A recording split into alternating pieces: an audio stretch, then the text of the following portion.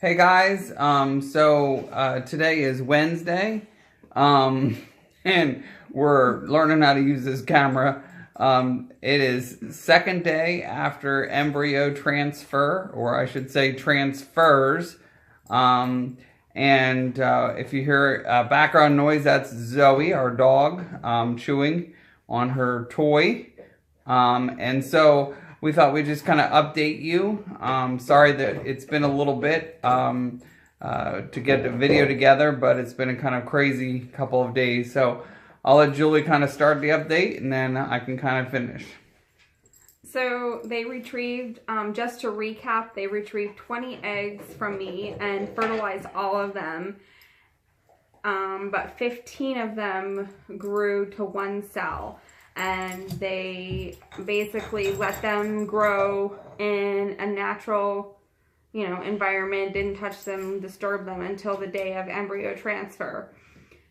So there were a couple things on the day of transfer 2 days ago on Wednesday that were kind of, 2 days ago on Monday, that were kind of, took me aback. We had to,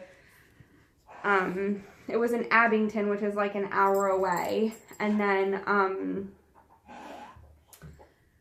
so I just assumed that Chuck would be able to be in the room with me. And that's the first thing I learned, was he couldn't come with me into the room for the transfer, for the embryo transfer.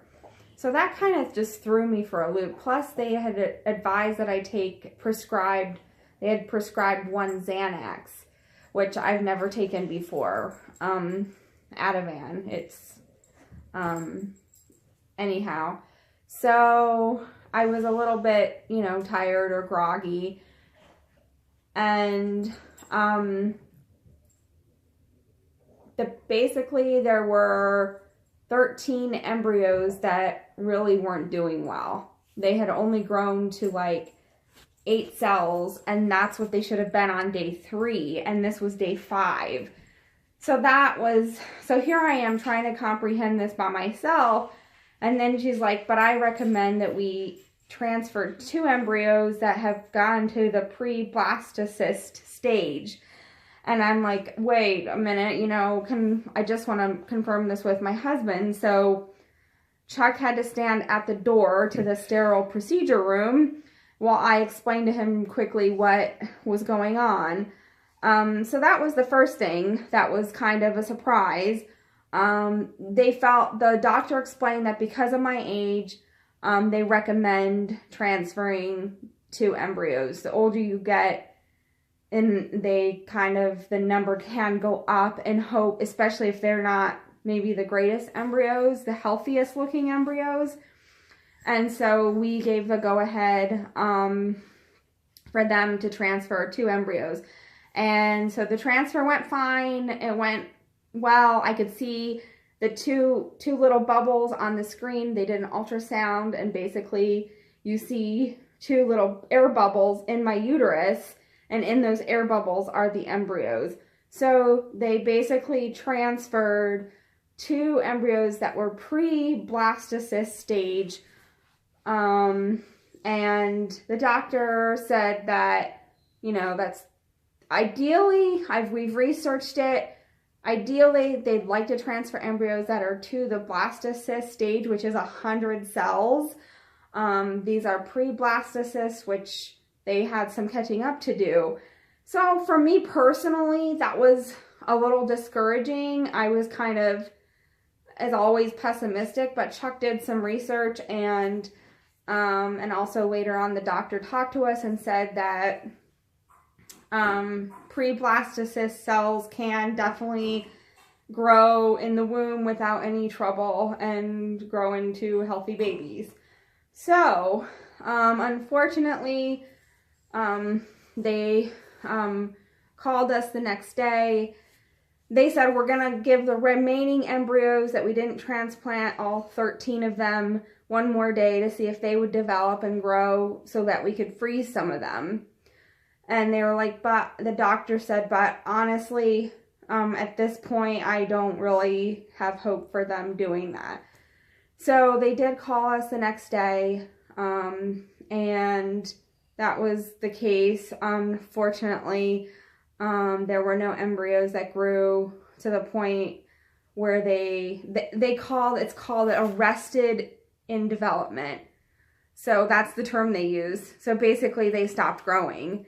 And they are not, fit to freeze. And so at this point, the only embryos we have are inside of me. And it's in God's hands. Yeah, and that's kind of what the doctor said. The doctor said it's better for them to kind of go back inside and be home. And for the outcome, hopefully, is positive pregnancy, which is kind of crazy. We won't know that until next week. And I think that we probably... I'm just learning a lot of this and doing research on our own, and it's okay. We both are people that like answers, and we didn't really sense a lot of that kind of counsel from our doctors, but we're learning, and as we've done the research, it was right to transfer the two, because that is where they belong back. They have a better chance of thriving and surviving where they belong, and so that's a good thing. It is kind of crazy to see. We have a picture of the two, and so that's kind of crazy to see the picture of the two. And as we kind of process it, it's kind of, it's highs and lows. And one of the things that has really just been on my heart and mind even today is to just trust the Lord, and it is all in the Lord's hands. And yeah, we'll try to insert a picture here in a second, but there are the two, and yeah, they're pretty good. But yeah, there are the two. You can't even see them. Yeah, you can see them just fine. Good. Yep, there they are. So we're just trusting, and it's kind of out of our hands, which is a really kind of a good feeling, in the sense that, not that we were in charge of any of it, but now, we just wait to see what God is going to do. So I just wanted to say that we've nicknamed them Frick and Frack. Or I also didn't tell Chuck this, but we've been talking about baby names. And so another nickname would be M&M. Hint, hint, M&M. M&M. But I possibly, like in another vlog, I might talk about Abington IVF or Abington Fertility, because that's who we went through, just as like a review of them.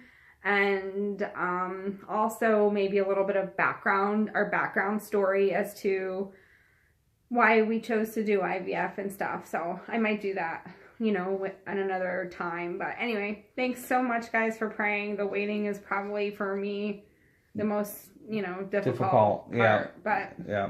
Anyway, go ahead, honey. Yeah, no, and for me too, I just think that's probably one of the things where the waiting, you're in the waiting because we know kind of exactly what procedure was done. Whereas, like, if you were just pregnant, you really wouldn't have that waiting period, because you're just waiting kind of for that first test or whatever. So it's a little bit of a different waiting, but we're trusting, and we'll see what God does. And we're both just excited to see God's hand and see what he does. So that's about it for now. Have a good night. What did you... I'll stop it.